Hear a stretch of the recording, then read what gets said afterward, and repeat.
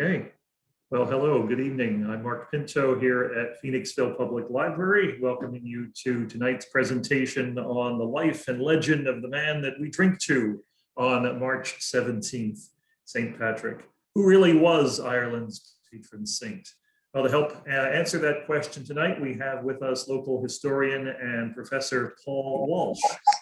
Paul earned his master's degree in history from Temple University. I have an idea. We can use this. Let me make sure everybody's muted, folks. Please stay muted. Okay, let me try that again. Paul earned his master's degree in history from Temple University and has taught a variety of courses, including the history of Ireland, for 9 years at Delaware County Community College. He's had numerous works published in a wide selection of popular and academic periodicals, including articles about medieval Ireland. So we welcome now Paul Walsh. Take it away. Thanks very much, Mark. Appreciate that. Can everybody hear me, I hope? Well, hopefully you can.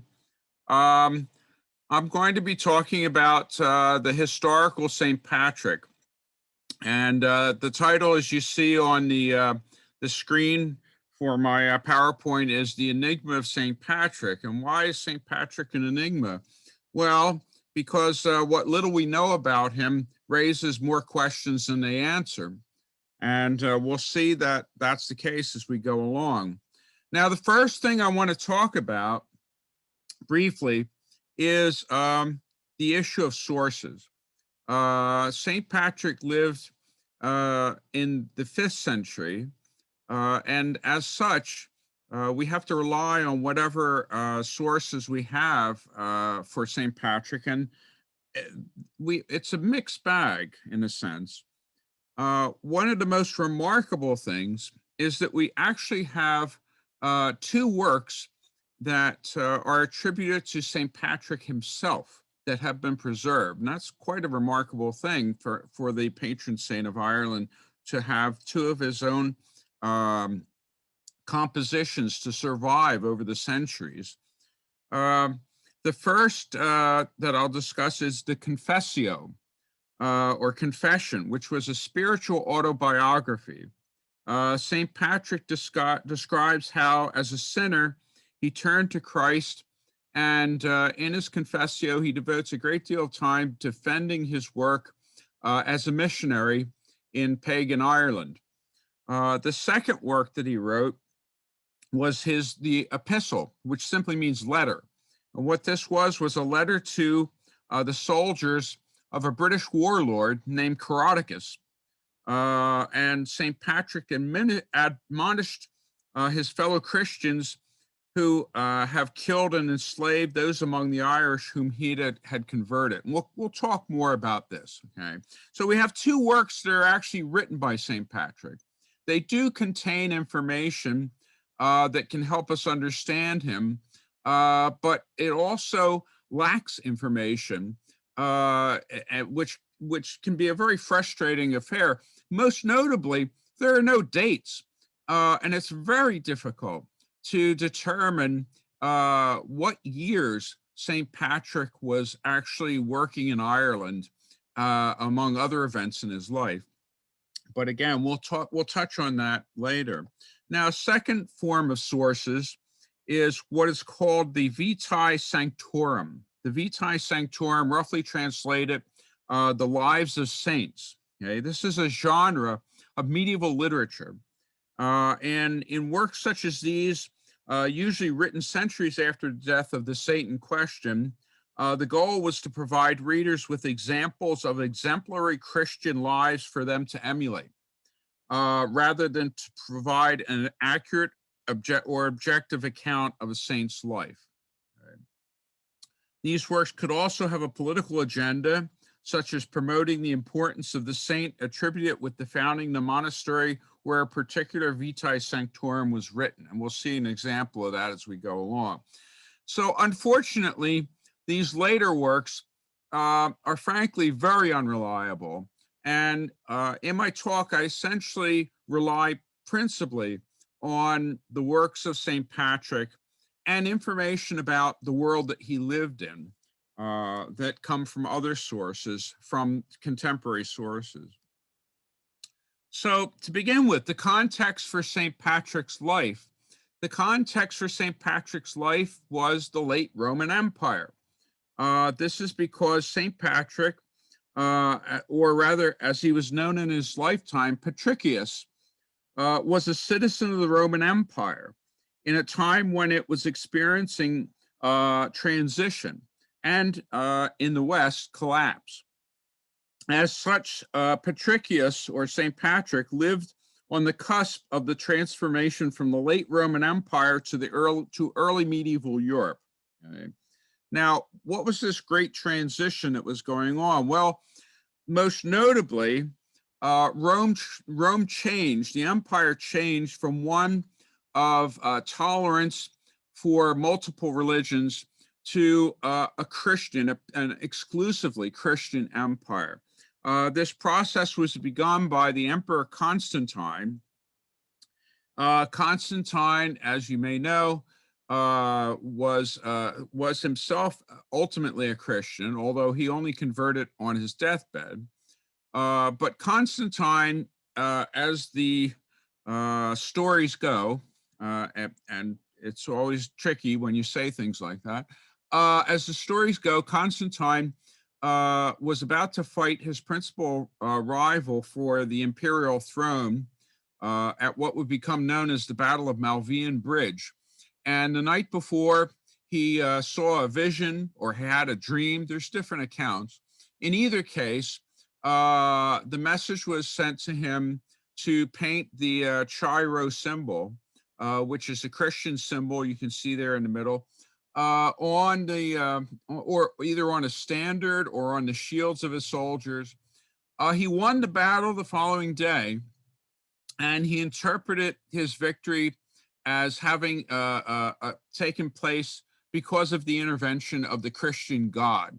And therefore, when he became the sole emperor of the empire, he did away with the persecution of Christians. Moreover, he also began to integrate the Christian church into the empire. He had bishops as his advisors.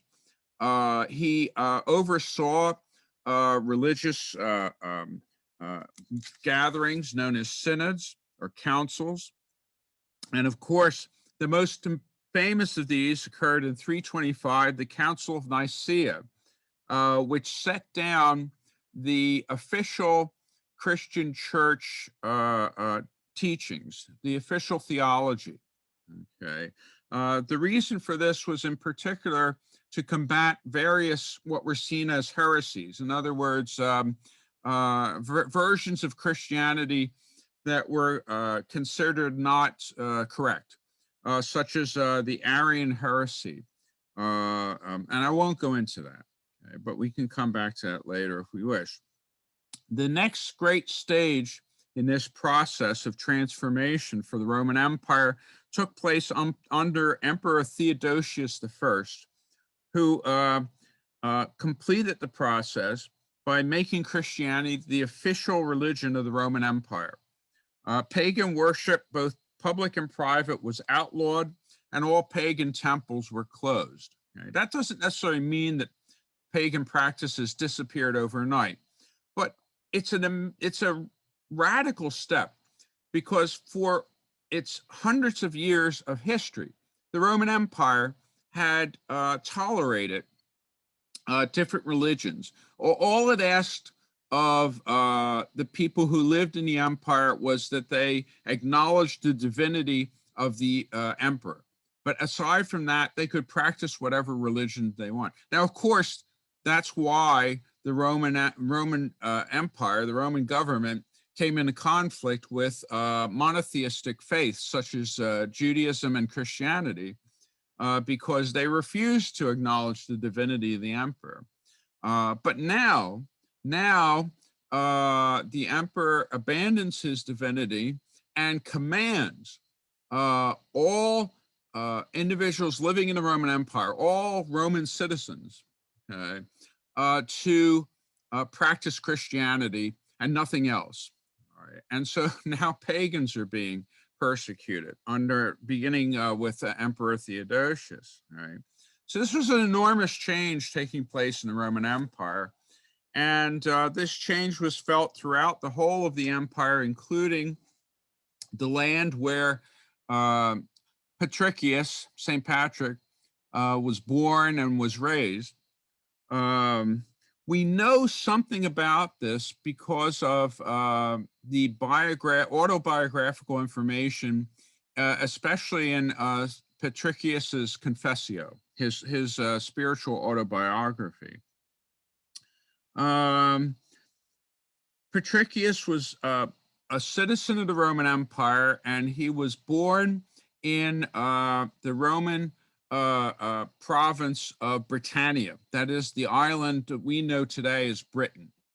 Okay. The Romans controlled about 2/3 to 3/5 of the island of Britain, and he was born within the Roman-ruled territory of that island. Some scholars have suggested that Patrickius could have been born as early as the year 390. Others point out that it could not have been any later than the year 410. So it narrows it down to a 20-year period, more or less. Patrickius, as I say, grew up living in the island of Britannia, which the Romans had ruled since 43 AD. Now this is, so 43 AD to the beginning of the 400s. So it was a very long rule in Britannia. Britannia was designated as one of the 12 dioceses in which the Emperor Diocletian reorganized the Roman Empire. And by the way, the term diocese was merely an administrative term. It had nothing originally had nothing to do with the Christian church. After all, Diocletian came before Constantine, and he was a persecutor of Christians. It just so happened that as the church became a feature of the Roman Empire, it adopted the administrative organization of the empire, and that is how we have dioceses and archdioceses, still part of the Catholic Church today. Patrickius wrote that he lived with his family in or near the town of Banavem Tabernae. Unfortunately, we don't know where that is. Okay. It seems to translate as market town at the rock promontory of Bernia. Okay. This has led some scholars to suggest that Bernia corresponded with the northern portion of the early medieval Anglo-Saxon kingdom of Northumbria. In other words, up in the northwest of Roman-ruled Britannia. The problem with this interpretation is that was a military zone. And given what I'll be talking about with regard to Patrickius's family, it's unlikely that this type of family would live in that area. All right. Patrickius explicitly claimed nobilitatum, roughly translated as nobility. In other words, he was a member of the upper class, okay, within Roman society. Patrickius's grandfather was a presbyter, which means he was a priest, named Patrickius. The name translates as empowered man. Patricius's father was named Calpurnius, a name associated also with political power. Calpurnius, according to Patricius, was both a diaconus, which means deacon, okay, which is a lay person involved with the church, and also a decurion. A decurion was a member of a municipal governing body. Okay? By the 4th century, decurions were primarily responsible for the collection of taxes. Okay, so you see, he comes from a powerful family. His father, again, according to Patrickius, his father owned land. He owned a villa, and he owned both male and female slaves, and that would be typical of any upper class Roman family throughout the history of the empire. So Patrickius comes from a well-off family, and he must have had a fairly cushy life, essentially, as he was growing up. Now, unfortunately for Patrickius, and by the way, you'll see the image on the screen there. That's not a bad representation of a late Roman family in the province of, or diocese of, Britannia. The only difference I would point out is that the man's costume, his dress, is that of a soldier. A upper class Roman would not be dressed in that fashion. He would be dressed in a different manner than this, but outside of that, it's not a bad representation. Now, getting back to historical context for the life of St. Patrick, we have to talk about what took place during his life and what was going on. Oh, I'm sorry. This is a depiction of a late Roman villas. So this is the kind of villa that Patrickius's father, Calpurnius, would have owned. And it's not simply a place of leisure.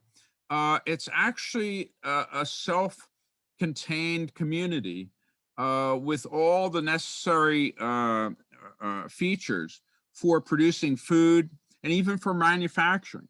So it's a working farm. It's not simply a summer home. Now, with regard to the events that were taking place during Patrickius's lifetime that directly and indirectly affected his life, the Roman Empire, that is the western half of the Roman Empire, collapsed during the life of Patrickius, or St. Patrick.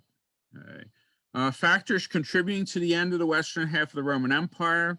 In 395, following the end of the reign of Emperor Theodosius, the empire was divided into two halves ruled by separate emperors who rarely cooperated with each other. The western half of the Roman Empire began to be dismembered by Germanic barbarian invaders. Okay? And by the way, I use the word barbarian with air quotes because it's a derogatory term, or at least we take it as a derogatory term. In the ancient world, the word barbarian among the Greeks and the Romans meant, at least among the Greeks, simply people who didn't speak Greek. It didn't necessarily mean they were uncivilized. And in any case, what the Romans may have looked upon as people who are uncivilized, we can see for ourselves from archaeological remains and written records that these people were far from backwards. Okay. Be that as it may, they overran the western half of the Roman Empire and dismembered it into separate kingdoms that they themselves ruled. This was compounded. This process of dismemberment was compounded by repeated civil wars fought over the imperial throne, leaving Roman armies too preoccupied to defend the borders of the empire. Some key events that took place during this time: in the year 410, the Visigoths, that is the Western Goths, led by their king Alaric, captured and sacked the city of Rome for 3 days. Okay. The capture and sacking of the city of Rome must have been, for the ancient Romans, the equivalent of 9/11.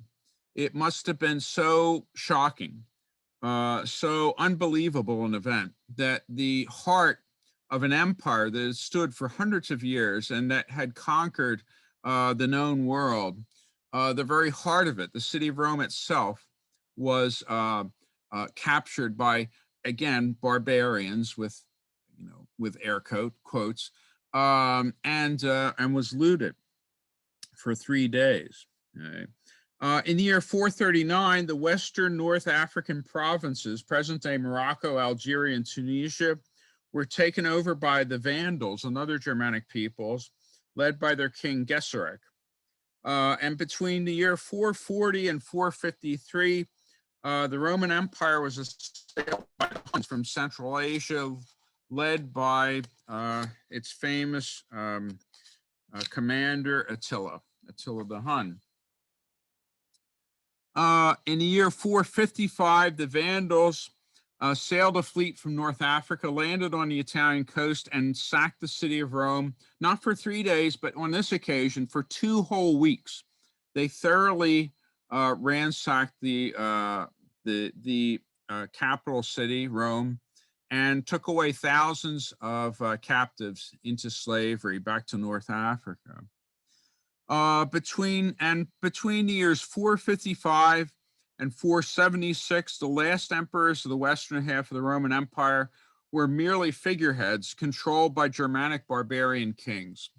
So even the Roman emperors of the western half of the empire, beginning in the year 455, were simply puppets who were convenient for the use of barbarian rulers. And in the year 476, with the western half of the Roman Empire reduced to the Italian peninsula, the use of puppet emperors was dispensed with. The Germanic ruler of the Ostrogoths, Odoacer, declared himself king of Italy, and that marks the official end of the western half of the Roman Empire. The eastern half continued onward for hundreds more years under a name that historians later gave it the Byzantine Empire, but we're not going to go into that. So what about Britain itself, Britannia? What was going on in Britannia? Well, Britannia faced multiple, again with air quotes, barbarian threats because the Romans had not conquered all of the Celtic tribes of the northern portion of Britannia. That portion known as Caledonia, what we today call Scotland, contained quote unquote barbarian peoples, which the Romans called Picts.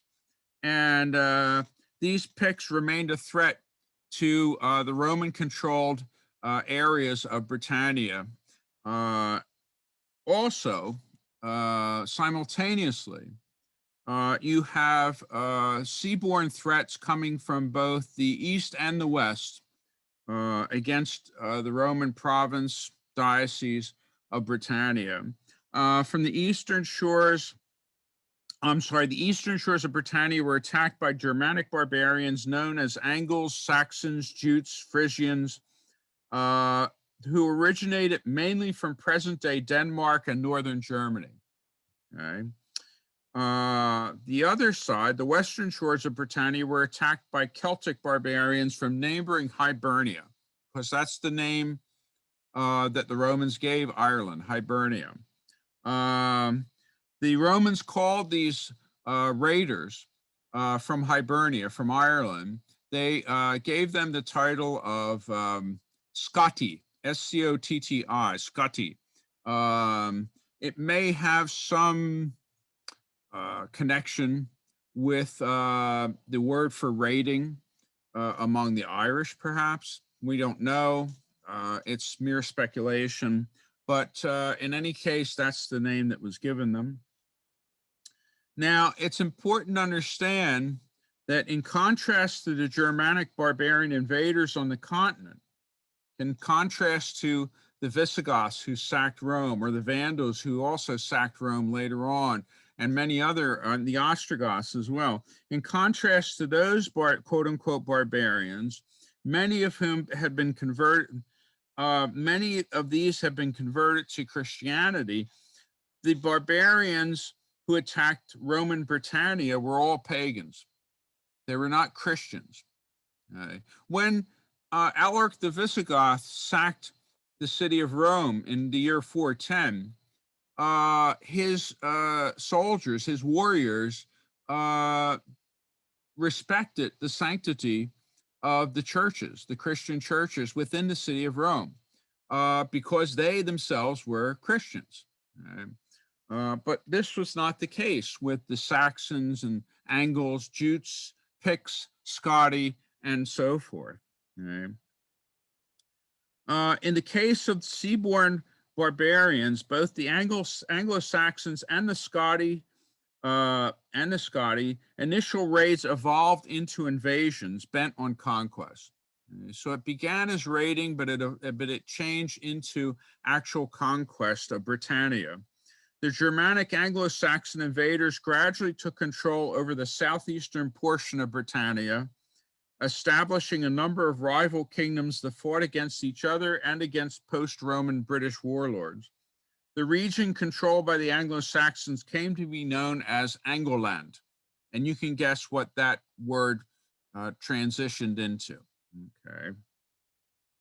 Now the Celtic Scotti, coming from the opposite direction across the Irish Sea, the Celtic Scotti invaders established short-lived kingdoms in places such as Cornwall and Wales, but they took permanent control of over the Isles and the coast of northwestern Caledonia, okay, what we call Scotland, and formed the kingdom of Dalriada, okay, this kingdom of Dalriada.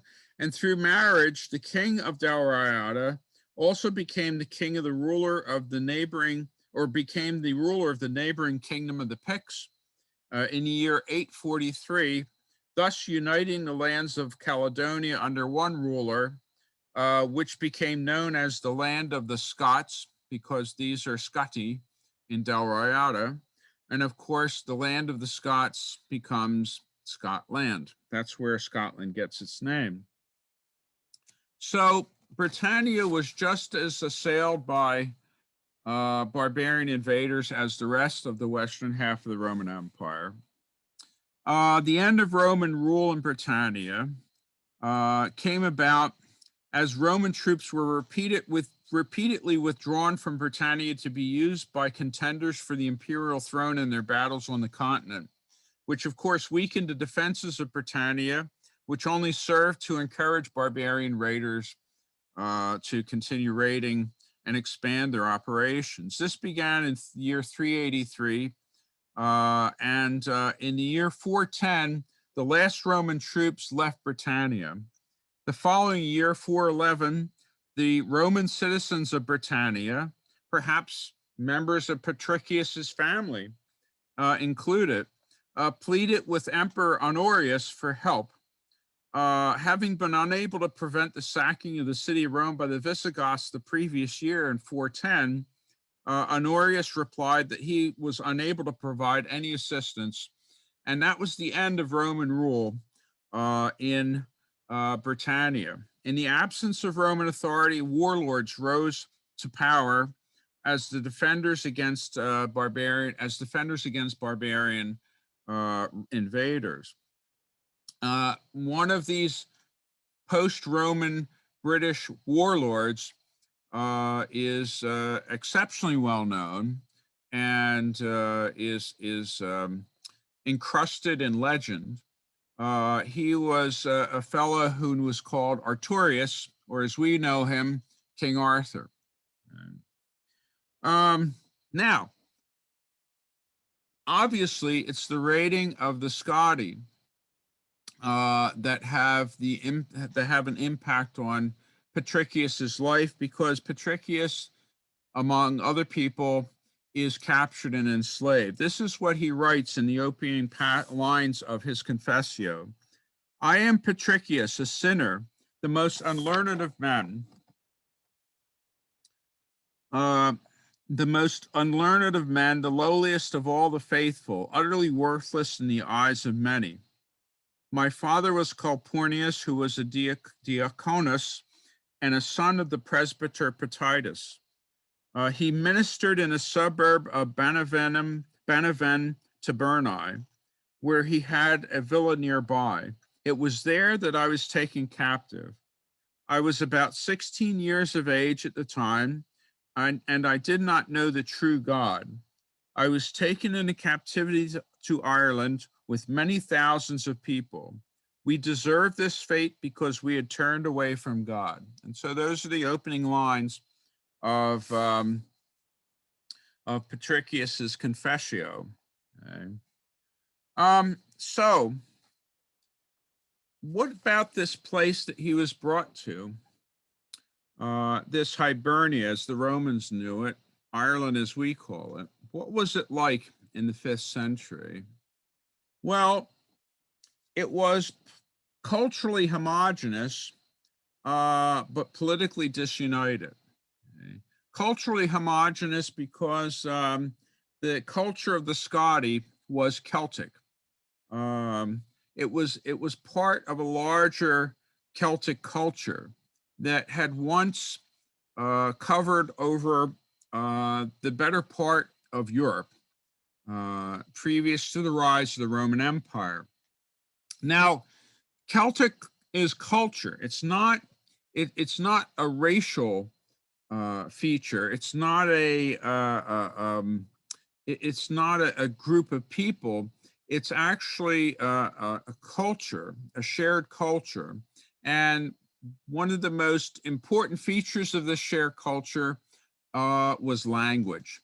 The language that the Scotti, the Irish, spoke was part of a larger family of Celtic languages, okay, as you can see from this chart. Okay.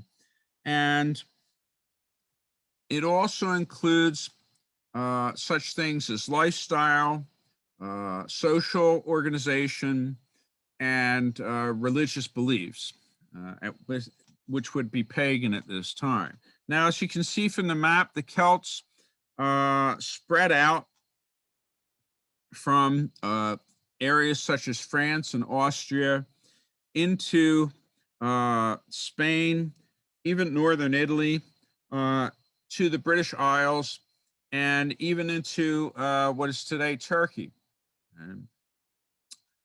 But all of this was ultimately conquered, principally by the expanding Roman Empire. Okay? As we all know, Julius Caesar's commentaries, Gaelic commentaries concerning his conquest of Gaul, which was the heart, really the heart of Celtic civilization. Okay?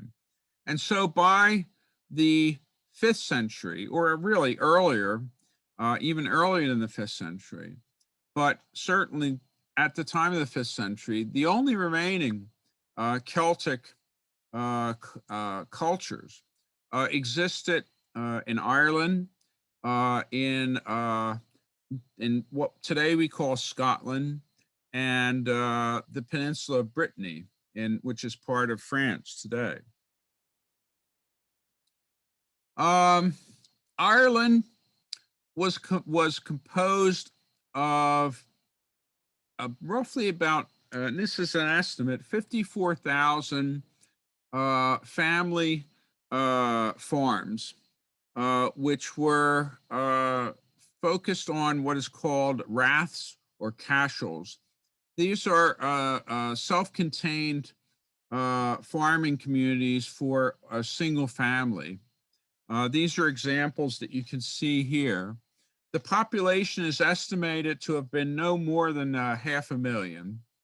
And Ireland itself was not very large. It isn't very large. It's about 32,000 square miles in size, which is smaller than Pennsylvania.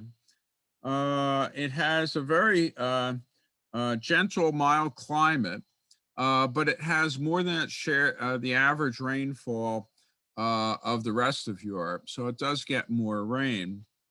And this all affects the lifestyle. The lifestyle was based on mixed farming, which means that the Irish both grew crops and raised livestock. The most important livestock in early Ireland was cattle, because the lending of cattle provided the glue that formed relationships that kept society together, essentially. Okay. The social hierarchy in Ireland consisted of, from top to bottom, the grad flatha, which were the noble freemen. You were a noble freeman if you owned if your family owned a certain amount of property and you owned a certain amount of property, and if you had a certain number of clients who you had entered into a client-patron relationship, which I'll talk about in a minute. Below the grad flatha, the noble freeman, would be the grad feni, the common freemen. Okay? These were people that were not peasants, but they only owned a limited amount of property. Okay? Below them were the semi-free, such as tenant farmers, or individuals who were tied to the land that they worked. And lastly, at the bottom of the social hierarchy was the unfree, slaves. Okay. Now I'll talk about slavery in Ireland shortly. One of the most important features of Irish society was clientship, the patron-client relationship. There were two versions of clientship. There was free clientship and base clientship. Free clientship meant that the two parties that entered into the relationship could freely exit the relationship whenever they wished. The base clientship, the lesser party, the client of the patron, was bound to remain in the relationship for the allotted specified time, according to what amounted to an oral contract. And the most common form of clientship involved a grad flatha, a noble freeman loaning cattle to a common freeman. And in turn, the common freeman would owe the patron who had loaned him the cattle certain duties and certain goods that would be paid to the patron annually. Okay. So this is the nature of Irish society, the society that Patrickius, St. Patrick, was brought to against his will by Irish raiders who returned to Ireland with him and, as he says, thousands of others as slaves. And by the way, the term thousands of others just simply means a lot.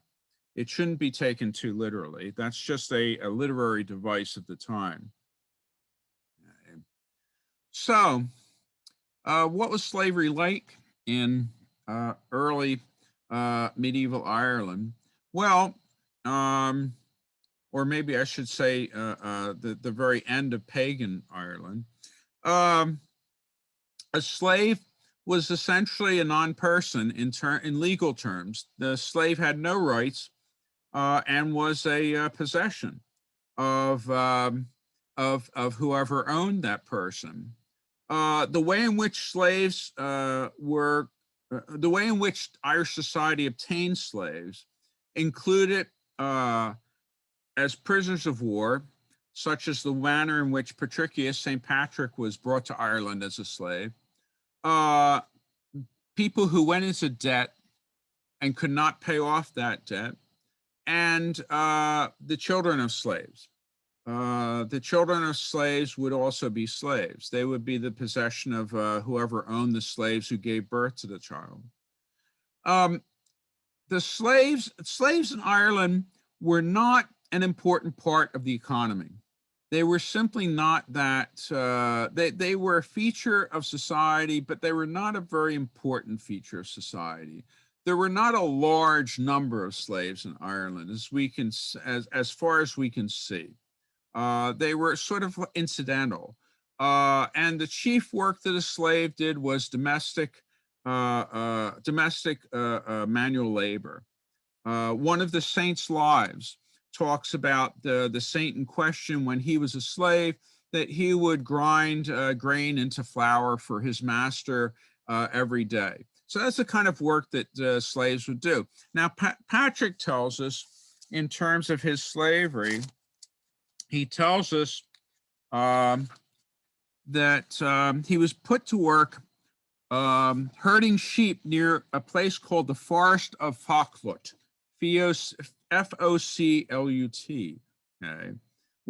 Again, we don't know where the forest of Faklut is. We have no clue where it is. Scholars have suggested, for a variety of reasons, that Patrickius, St. Patrick, was a slave either in the north or the west of Ireland. They favor either County Mayo or County Antrim for various reasons, but it's mere speculation, really. What Patrickius tells us is that he was a slave for 6 years, enduring cold, hunger, and loneliness. Okay. And if you remember from the first lines of his Confessio, he stated that he was not a very good Christian before his enslavement. But it was during these 6 years that Patrickius turned to God for support. And this experience awakened within him an intense devotion and faith to God. And this is how, well, to put it plainly, this is how Patrickius found religion, you might say.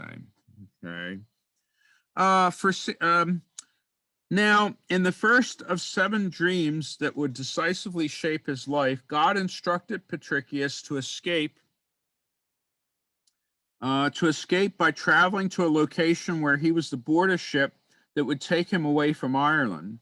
Patrickius tells us that he traveled 200 Roman miles, that would be 188 of our miles, to a location where a ship was leaving Ireland, which meant he more or less traveled the length of Ireland. After a voyage of 3 days, the ship made land, though, as with so many things, Patrickius doesn't tell us where. However, he does tell us that Patrickius and the ship's crew, after reaching land, traveled for 28 days through what he describes as a desert in which they could find no food. What this suggests is that they likely landed in Gaul, to what is today France, where the ravages of war waged by Romans and Germanic barbarians had depopulated the Roman province of Gaul. And this is why they could find no food or anyone to help them, for that matter. When they were on the verge of starvation, Patrickius prayed to God, and lo and behold, they found a herd of swine, which number of which presumably they butchered, and they were saved, essentially. Now, Patrickius eventually returned home, returned to his family. But he returned with a new purpose in life. He was determined to take on holy orders. He was determined to become a member of the clergy. And so he began the process of education for the priesthood, either in Britannia itself or in Gaul, or perhaps both places. We don't know. Again, Patrickius doesn't really tell us, but we do know that he eventually was ordained as a bishop. And there you are.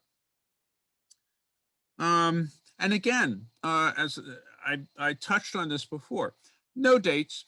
We have no idea when this all takes place. We really have no clue, essentially.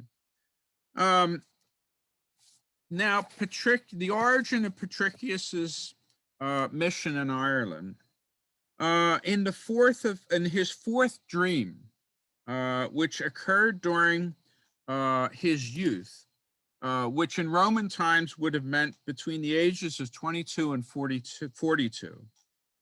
In this dream, Patrickius saw a man named Victoricius appear to him, bearing a letter with the Vox Hiberionicum.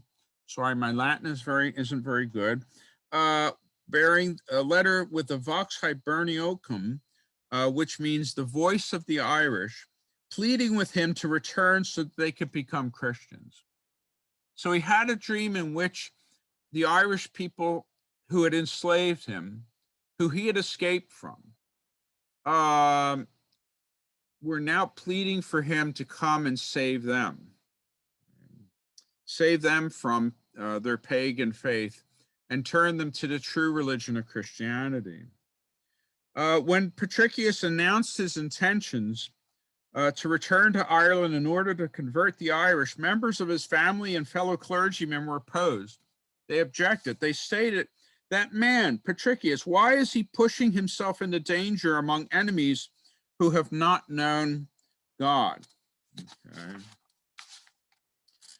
So he didn't get much support. Now, to touch upon a matter that is important in terms of understanding the beginnings of Christianity in Ireland. And this is the presence of Christianity in Ireland before St. Patrick, before Patrickius.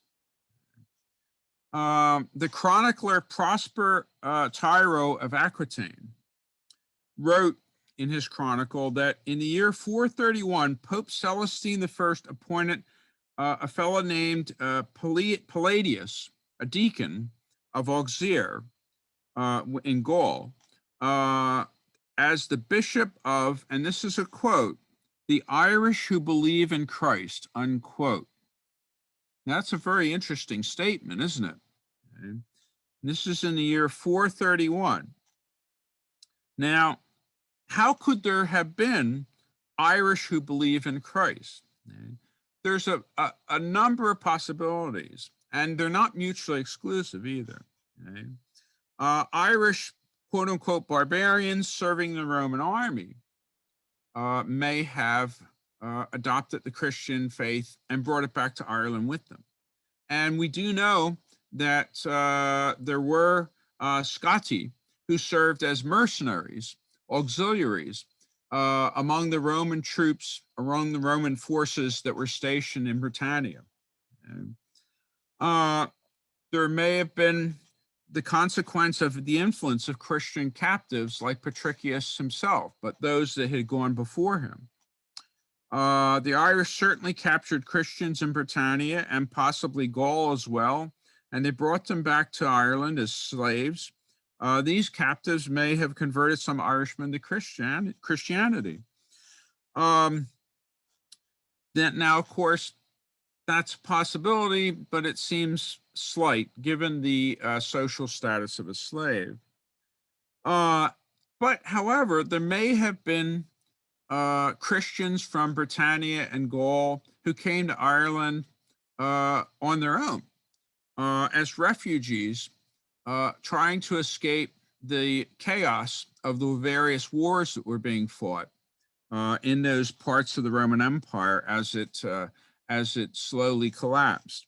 And they may have come to Ireland, and in turn, they may have converted some of the people whom they had relations with.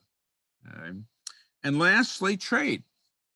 We know from Roman sources, and indeed from archaeological remains in Ireland, that there was trade between Ireland and neighboring Roman Britannia, which shouldn't be a surprise. And merchants who were Christians may have introduced some Irish customers or business partners to Christianity, while Irish merchants may have adopted Christianity while abroad and brought it back to Ireland.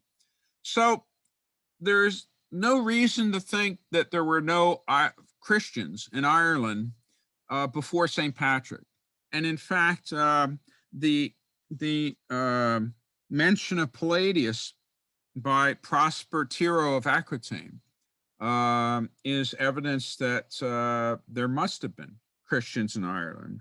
Moreover, the nature of those Christians in Ireland is interesting because of the question of the Pope dispatching Palladius as a bishop for the Irish. And the reason I say that is Pope Celestine I himself established the rule that no bishop would be sent to a Christian community unless the community specifically requested one. So this means that the Christians in Ireland must have been included enough free men who were able to send a request to Rome for a bishop. They must have been organized in some fashion so that they were able to reach a bishop and formulate a request to be sent to the Pope. And lastly, the Christian community in Ireland must have been large enough to warrant an appointment of a bishop in Pope Celestine's eyes. So it's an interesting fact that there was already a Christian community within Ireland before the arrival of St. Patrick. What about Palladius? Well, there's no other reference to him. There's no other reference to Palladius, so there's no way to know if Palladius ever actually reached Ireland or if he did what he may have accomplished. Okay. And that incidentally brings us to a scholarly debate known as the two Patricks theory. In 1942, Professor T.F. O'Reilly proposed that the proselytizing that Palladius engaged in, assuming that he actually reached Ireland, was later attributed to St. Patrick. And therefore, Palladius did in fact do work according to this theory in Ireland, but the work of Palladius and the work of Patrick were combined and all placed under the under St. Patrick, essentially, so that Palladius was erased from the history books. But of course, this is simply a theory, and there's nothing to really support it. Now,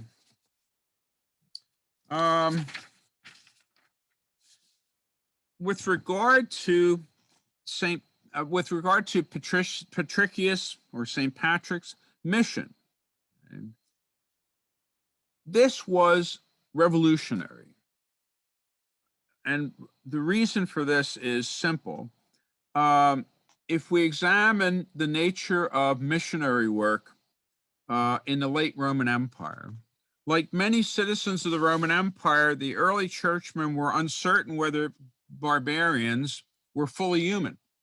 They weren't even sure they had an immortal soul, and therefore could be a Christian. As a result, no attempts were made by the official church to convert barbarians living, and this is an important point, living outside the frontiers of the Roman Empire. So outside of the frontiers of the Roman Empire, there were no Christian missionaries sent by the Christian church within the Roman Empire. Now, there were some members of the Arian heresy that performed missionary work, but even they appear to have been German converts rather than Roman citizens. The first pope to endorse missionary work was Gregory the Great in the late 6th century, over a century after Patrickius, aka St. Patrick. So Patrick was a pioneer.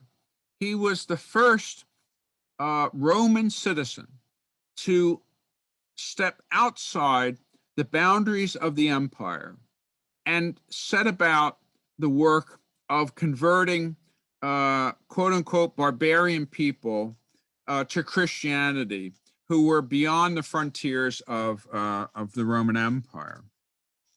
Patrickius spells out his objective. He states that I live for God so as to teach the pagans. And later he writes, I came to the Irish to preach the gospel and to endure insults from unbelievers, that I should hear abuse from being a foreigner, that I should endure many persecutions, even into imprisonment, and that I should give up my freedom for the benefit of others. And so in contrast to Palladius, who was sent by the Pope to serve as bishop to the Irish who believe in Christ, Patrickius deliberately sets out to convert the Irish who do not believe in Christ. We don't know what relationship he may or may not have had with the Christian community that already existed in Ireland. Perhaps, if the scholars are right in insisting that Patrickius aka St. Patrick, worked primarily in the north and west of Ireland. Perhaps the Christian community in Ireland that already existed was located in the south of Ireland, and therefore it was not something that Patrickius came into contact with, or certainly not one that he worked with, essentially. So what did he do in Ireland? Well, Patrickius appears to have spent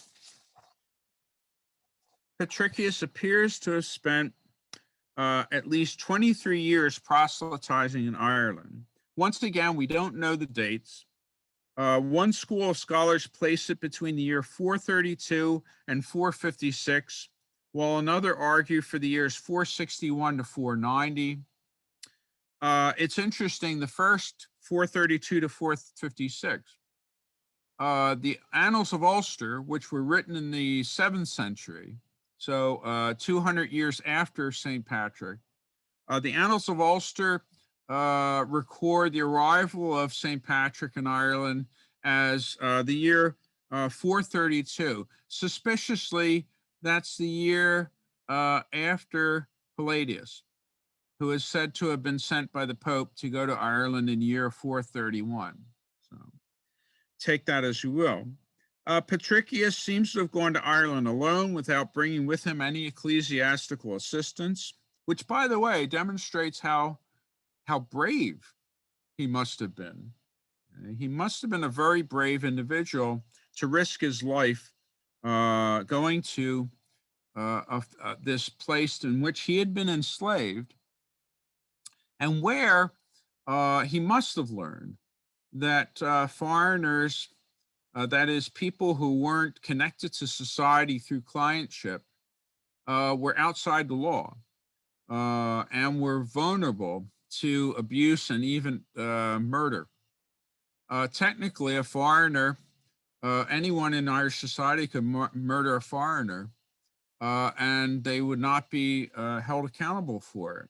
Now, of course, because Irish rulers recognize the value of trade, they generally would take foreigners, especially foreign merchants, under their protection, which of course would give them the legal protection of the king. But outside of that, not so. So in the case of Patrickius, he really was stepping into the lion's den when he returned to Ireland.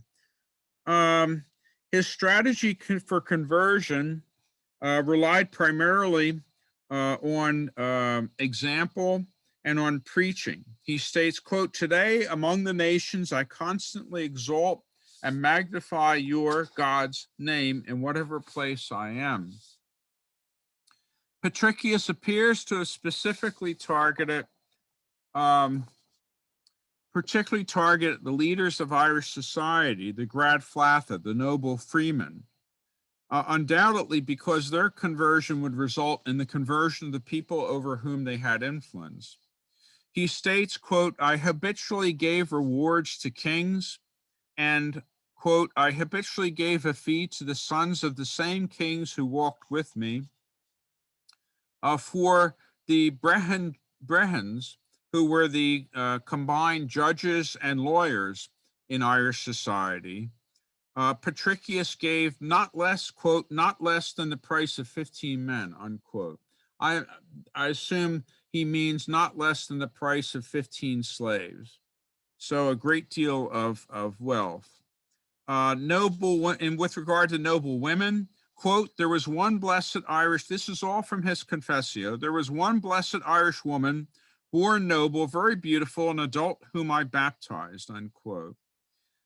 He states in his Confessio that he converted the sons and daughters of local rulers who became monks and nuns. Okay? Now, it's important to note that these monks and nuns did not form monastic communities, because monasticism was not introduced into Ireland yet. It certainly wasn't introduced in Ireland by Patrickius, by St. Patrick. Instead, they served as individual hermits, essentially. That's how they followed the path to God. All of this doesn't mean that Patrickius ignored the common people. He states in his Confessio that he baptized thousands of men and women. And again, the figure shouldn't be taken literally, but it simply means he baptized a large number. He traveled to remote regions beyond which no man lives, presumably the western coast of Ireland, where he preached and ordained clergy. Of course, as the bishop of his diocese, which was Ireland, it was Patrickius's duty to appoint clergy throughout the island. Okay. Lastly, he defended his flock, and this is where the epistle, the letter to the warlord Periodicals, comes in. At some point, Patrickius was compelled to respond to the enslavement of those he had converted by raiders from neighboring Britain, commanded by a post-Roman British warlord named Periodicus. Patrickius wrote a letter to the soldiers of Periodicus, excommunicating their leader for the sin of enslaving fellow Christians. And as someone who had been himself kidnapped by raiders and brought against his will to a foreign land and enslaved, he could certainly relate directly to the suffering of those people who Periodicus victimized. Incidentally, this action led to controversy with the leaders of the church, the Christian church in Britain. As the Bishop of Ireland, did Patrickius have the authority to excommunicate those living in neighboring Britain? Could he excommunicate a British warlord? Because after all, he was not part of Patrickius's diocese, which was limited to the island of Ireland. It did not include neighboring Britain, of course. So, and here's Patrickius. This is a depiction of a British warlord of the post-Roman period. And notice that the Chi-Rho is on one of the soldiers' shield there. It's a Christian symbol representing the fact that these British warlords were Christians. They remained Christians, even though Roman rule had disappeared. So, what was the legacy of Patrick in Ireland? Well, he established the church, the Christian church in Ireland. He established the organization of that church. He states, quote, "Never before did they, the Irish, they have become the people of the Lord and are called children of God. The sons and daughters, the leaders of the Irish, are seen to be monks and virgins for Christ." Actually, in his writings, Patrickius himself states that even at the end of his mission, despite all of his works, Ireland remained overwhelmingly pagan. Now, that may simply be modesty on his part, or simply may be the truth.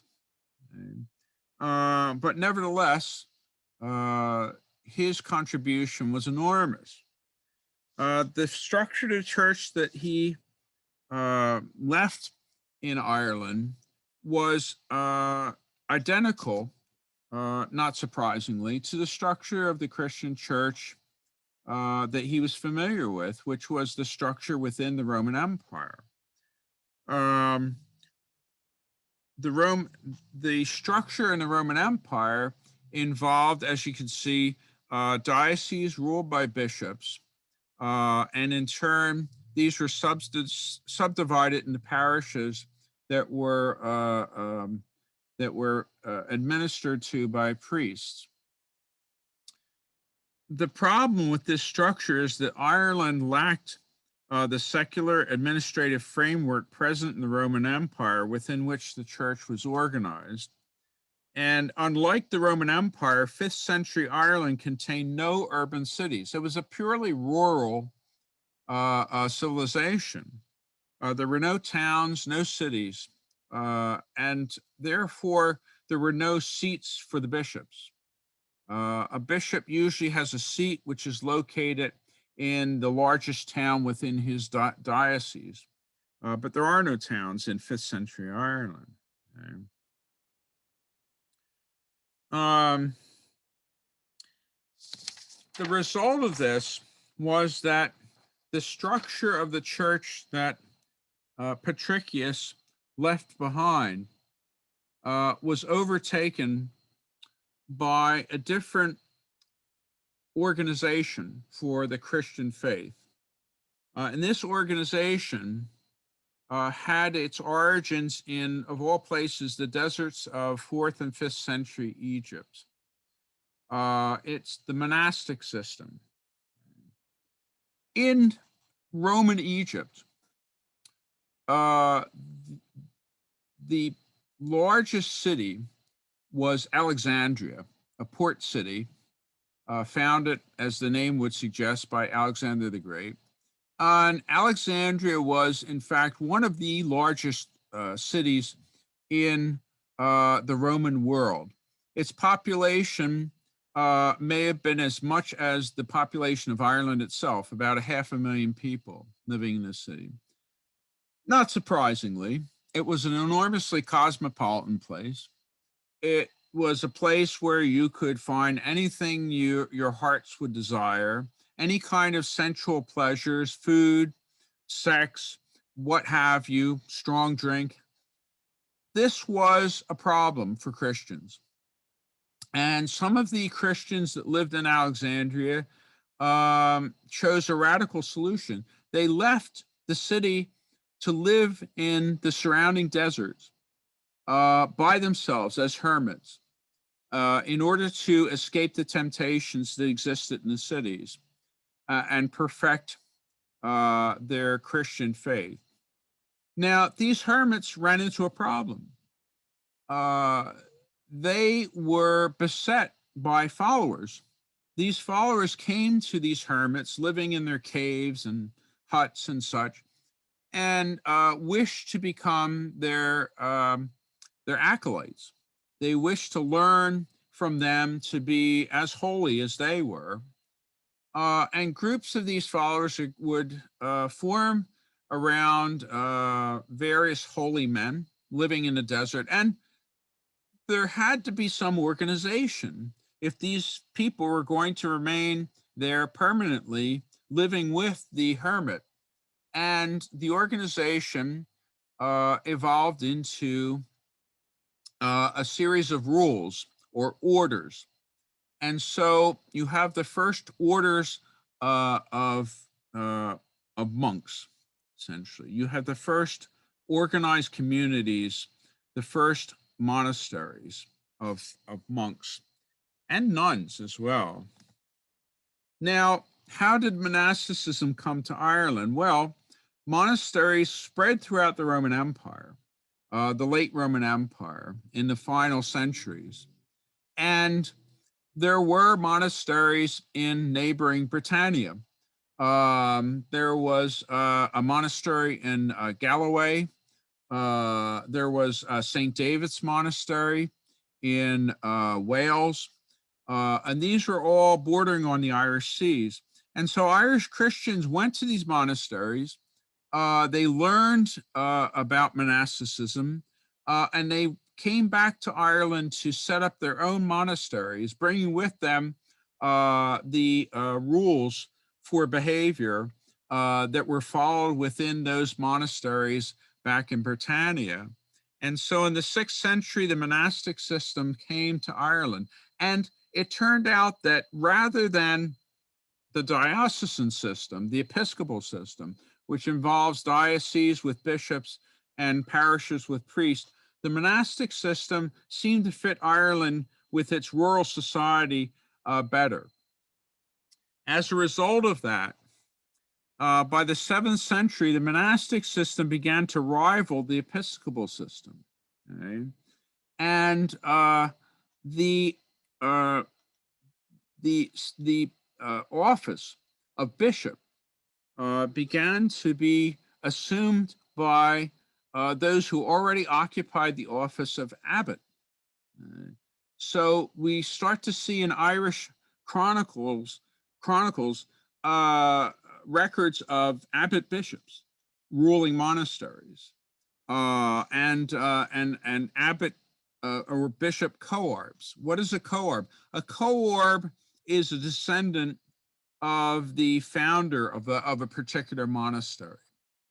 By the way, I should mention, the celibacy for clergy did not exist, so that priests, bishops, even abbots could be married and have children, and their children could succeed them in the position of bishop or abbot. Okay, and ultimately, the abbots became the primary, the senior members of the clergy within Ireland, senior to bishops, which is an odd situation. It's the opposite of the structure of the church elsewhere. The monastic system in Ireland flourished, and there were maybe 100 or more monasteries, some great, some small. But within these monasteries, another feature of Christianity grew within Ireland that was new to this island. Ireland was pagan before Christianity, but it was also illiterate. There was a primitive writing system called Ogham, but it was not used in the way that writing was used elsewhere to record information or to express ideas. It was merely used to identify something by writing the name of an individual on the side of a stone or something. So you have, this does not, by the way, illiterate doesn't mean ignorant or non-intellectual. There was an enormous amount of learning and knowledge among the pagan Irish, but it was retained and transmitted orally. And so one of the features that Christianity brings with this is literacy. It brings with it writing. And it turns out that these Irish monasteries, remarkably, serve as a means of preserving some of the works of the classical authors of ancient Greece and Rome. Now imagine, it's hard to think of how incredible this is. This is a previously pagan, barbarian people who lived outside of the Roman Empire. Ireland was never conquered by the Romans. It was never occupied by the Romans or ruled by the Romans. And yet these people who were not part of the empire end up preserving part of the intellectual heritage of the empire of Rome and Greece. And they get very good at it. Their ability to write Latin and even Greek and Hebrew is remarked upon by clergymen on the continent, in Gaul and Italy and Spain and Germany, or what is today Germany at any rate. And this tremendous intellectual fervor develops within Ireland, so that students from neighboring Britain, Anglo-Saxon students, and Welsh students, and students from what we call Scotland, come to Ireland to learn in these monasteries, to be taught in these monasteries, and bring that learning back with them to where they had come from. But not only that, the knowledge that was preserved and replicated within the monasteries in Ireland did not return to what had formerly been the Roman Empire by students coming from without Ireland. It was brought there also by Irish monks. The Irish were, you almost might say, a little embarrassed by the conversion to Christianity, because in that conversion, there were no martyrs. There were no missionaries that were killed by the pagans they were trying to convert. And the Irish felt that this was sort of a black spot on their reputation as Christians, oddly enough. And so because they didn't have what they called red martyrdom, that is, missionaries killed in the act of proselytizing to pagans, they developed two other forms of martyrdom. Green martyrdom, which was isolation, an individual who chose to be a hermit. But more importantly, white martyrdom.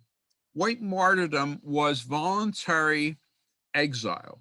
It was voluntarily leaving Ireland to live among foreign people and to spread Christianity, or help revive Christianity, to energize Christianity in areas that were already Christian, and to spread knowledge, to bring with them the knowledge that had been preserved in the Irish monasteries. And so, beginning in the as early as the 6th century, we have Irish clergy going abroad, known as peregrinatio. Irish clergy traveling to neighboring Britain, such as St. Columkill, who was responsible for converting the pagan Picts to Christianity. You have Columba the Younger, who travels all through Europe and founds a large number of monasteries, as well as his followers who established other monasteries, and Irish monks who travel abroad and become teachers and scholars at the courts of various rulers. These Irish monks played a very significant role in what is called the Carolingian Renaissance, the revival of learning under the reign of Charlemagne, which is the late 8th, early 9th century, essentially. And so the Irish played a major role in helping to revive learning in a post-Roman medieval Europe, early medieval Europe. Now, the monasteries did not ignore St. Patrick. They did not ignore the role of St. Patrick in bringing Christianity to Ireland. Rather, they used it. It is one monastery in particular, the monastery of Armagh, which is located in the north of Ireland. The monastery of Armagh began what is called the cult of St. Patrick. The abbots of the monastery of Armagh made the claim that the monastery of Armagh had been founded by St. Patrick. Now, of course, this is impossible because monasticism hadn't come to Ireland until after St. Patrick, but they didn't worry about, that. And nobody knew exactly, the chronology of what had taken place. So the monastery of Armagh was able to promote this claim. And the monastery, and by the way, the monastery of Armagh was more than simply a monastery. It had evolved into what scholars call a proto town. I mentioned that Ireland had no urban centers, that it was a purely rural society at the time of St. Patrick. But the monasteries began to attract people who would work for the monasteries, provide services with land that was donated to the monasteries by various rulers in return for the prayers that would save their souls. This land had to be worked. And so you have lay people, non-clergy, working as essentially as clients in a patron-client relationship with the monasteries. And so the monasteries become magnets for population. And some of these monasteries grow into what scholars call Proto Towns. And you can see there on the left side of your screen, that's the ruins of Armagh, sadly. It's from a map drawn in the 16th century, many, many centuries after the height of Armagh as a monastic proto-town. But you can see the foundations for various buildings surrounding the different churches, some of them roofless, others actually still in use. On your right-hand side is a reconstruction of one of these proto-towns, the monastery of Clonmacnoise on the shores of the River Shannon in County Offaly. And that's what Armagh would have looked like. It would have had streets, it would have had shops, it would have had merchants selling goods, it would have had craftsmen. It would have been as the scholars say, a proto-town, essentially something very approaching very closely a town. And so Armagh was powerful, it was wealthy, and it was promoting the cult of St. Patrick.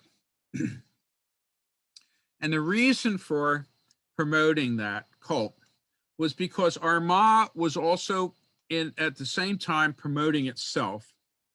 If St. Patrick had founded the monastery of Armagh, that meant that Armagh was the senior monastery within Ireland, the oldest monastery within Ireland. And as such, the abbot of Armagh was the senior member of Ireland's clergy. In other words, the abbot of Armagh was the head of the church in Ireland, the chief member of the clergy in Ireland, and had authority over all the rest of the churches, all the rest of the monasteries in Ireland. This is why Armagh promoted the cult of St. Patrick. Okay, and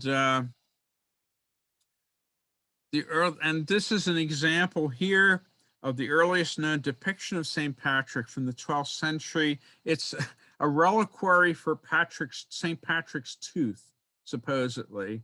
Common feature of medieval Christianity was the use of items closely associated with a saint. Obviously, parts of their bodies, a skull, a femur, in this case, a tooth, or for instance, their staff or their vestments. And these would be preserved in a reliquary, and these would be attributed, or miracles would be attributed to these reliquaries. They were sought out to be used to heal the sick and this sort of thing. Okay. So now, ironically, the earliest known depiction of St. Patrick takes place is from a time when the structure of the church that St. Patrick had originally established in Ireland reasserts itself. Okay? The structure of bishops ruling dioceses and priests overseeing parishes. This takes place as part of the 12th century reforms within Ireland. It's part of an overall reform movement of the Christian church within all of Europe. And it manifests itself in Ireland with various influential members of the clergy, and because the monastic system was predominant there. It was members of the monasteries, abbots, actually, ironically, who were helping promote these reforms in tandem with, with support from Irish kings. Okay.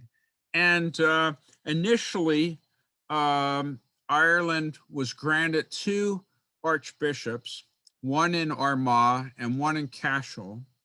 And eventually, only a few decades later, the organization of the Church of Ireland, of the Christian Church in Ireland, was that exists today, was established at the Synod of Kells, that took place in the year 1152, in which Ireland was divided into 4 archdioceses, 1 archdiocese for each of the 4 provinces of Ireland.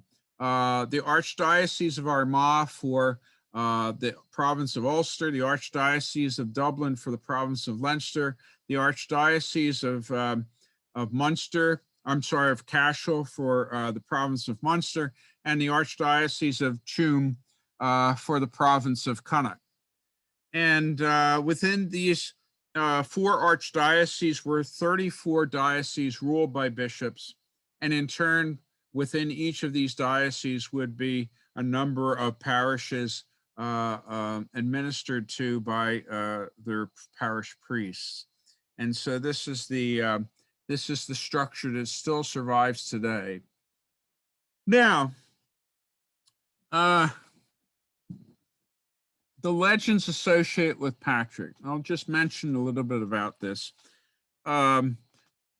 The use of the shamrock to explain the nature of the Trinity. Okay. This is it is said that this is something attributed to St. Patrick, that he used the shamrock to explain to the pagan Irish how 3 could also be 1 by showing them the example of the shamrock. Okay. Although it's probably, the story is probably older, the first written example of this legend is from a work composed in 1726, a little bit later than St. Patrick himself. Needless to say, there's nothing about this in St. Patrick's Confessio, in Patrickius's Confessio. Now, St. Patrick driving the snakes from Ireland. Unfortunately for this story, there are Roman and Greek sources that predate Patrickius's mission to Ireland by about a century that mention the odd fact that there are no snakes in Ireland. Now, it's rather difficult to drive snakes out of Ireland if there aren't any there in the first place.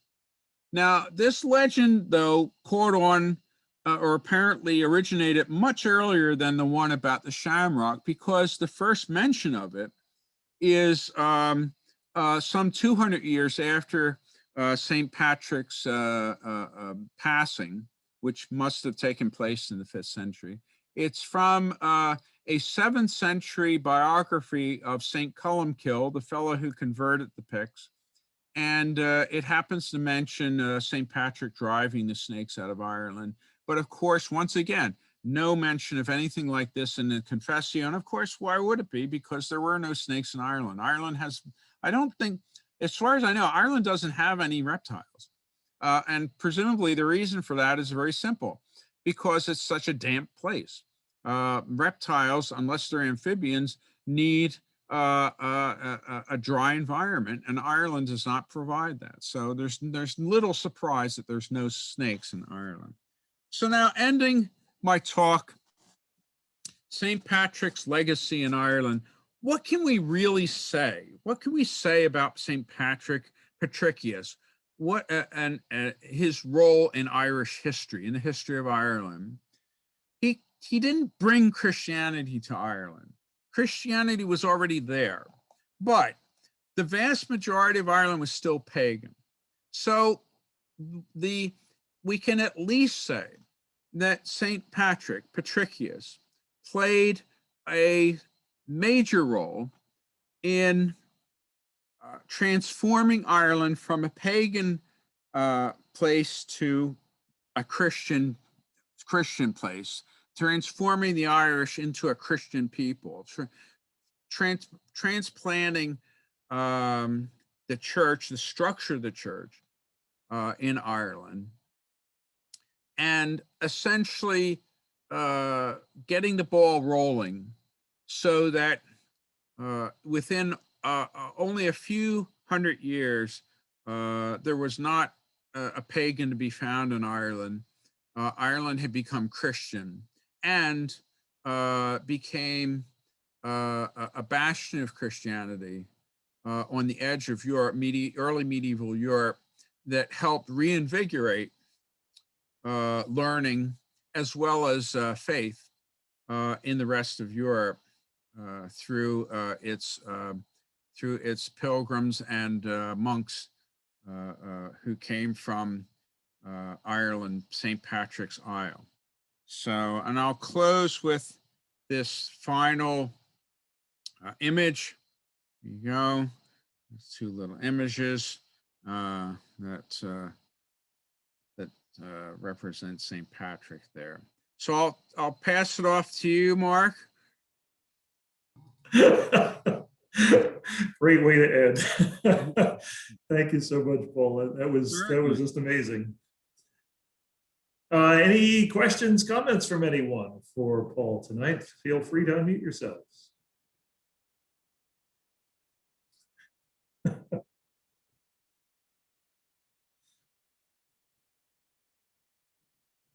Everyone's spellbound, mesmerized.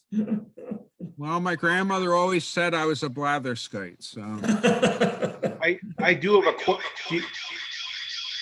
Oop, got a little echo there. I'll try this again. I have two connections open. You need to drop one of them. I am dropping one.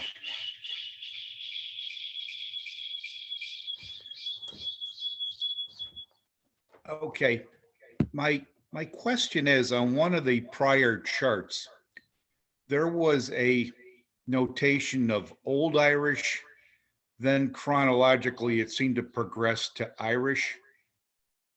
That was half a presentation ago. I'm just kind of wondering, what was the difference? How do you define Old Irish versus Irish? Well, it's not no different than the language that we're speaking now. I mean, there's, Elizabethan English, the English spoken by Shakespeare, is different than what we speak today. And of course, the English that was spoken by the original Anglo-Saxon invaders, for instance, in I'm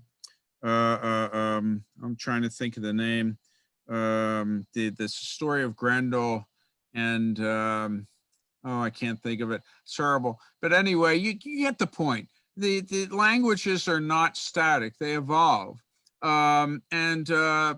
Ireland, there's Old Irish, Middle Irish, and there's more or less contemporary Irish, and there's simply different versions of the language that are the result of changes that have taken place over the centuries. Okay. Will you make available this presentation? I see we're recording it. Yep, this will be on the library's YouTube channel later this week. Outstanding. I look forward to sharing it.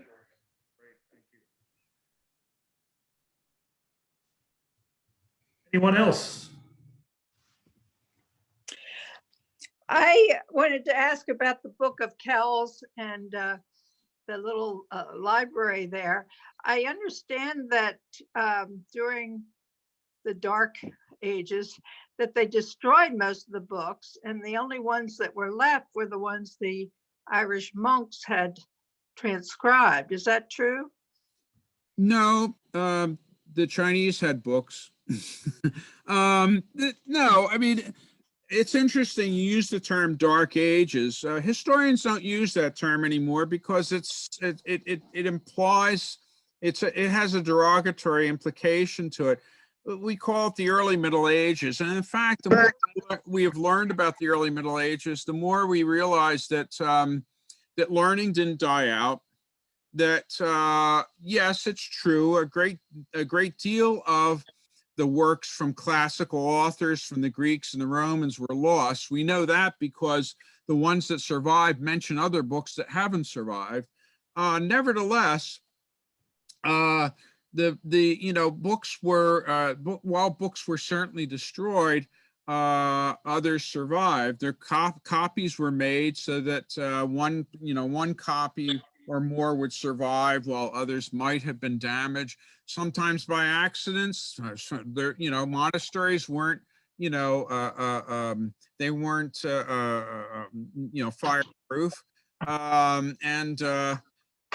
Of course, we know about the Vikings and how they attacked Irish monasteries, but it didn't mean that all learning or all works of literature were lost. A great deal of it was preserved. Ironically, the people who preserved the most literature from the classical era, from ancient Greece and Rome, especially ancient Greece, were the Muslims, the early Muslims, who took control over what had been areas that had been Hellenistic, that is, where Greek civilization had spread under Alexander the Great. They seized control of Persia, of the Levant, of what is today Israel, Palestine, Lebanon, Syria. They seized control of North Africa, Egypt, and Libya. All those areas were part of the Roman Empire, all except Persia. But they had all even Persia, all of them had been touched by Alexander. And even the Persians, who weren't Roman or Greek, had preserved the knowledge of the Greeks and Romans. And this in turn was not only preserved by Muslims, but it was treasured by them. And a great deal of classical literature, such as the works of Aristotle, were back to Western civilization through Muslim libraries in Muslim-conquered Spain, where Christians and Muslims were able to interact with one another, exchange knowledge and ideas, and this is how, for one thing, for instance, Aristotle's works were reintroduced to Europe. So now you mentioned the Book of Kells. And one interesting thing about the Book of Kells is it really should be called the Book of Iona.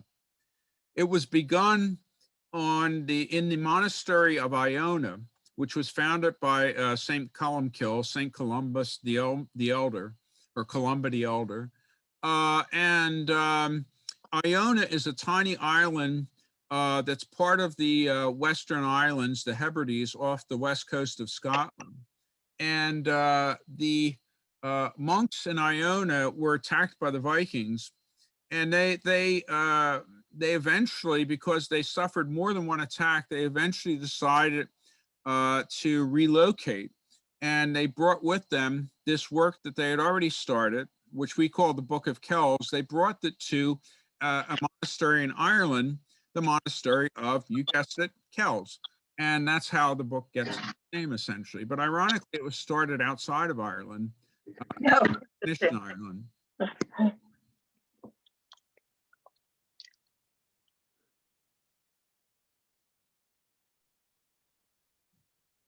Okay.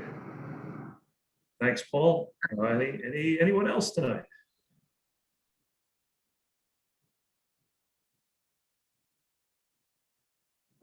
All right. Well, Paul, thanks so much for sharing your time and knowledge with everyone tonight.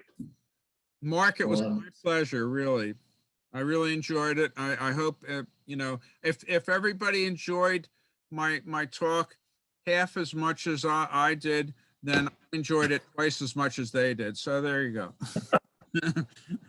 Very good. All All right. right. I'm going to sign out, Mark. So you take care. Okay. Too. Thanks. And thanks everyone for joining us tonight, and happy St. Pat's. Thank you. Happy St.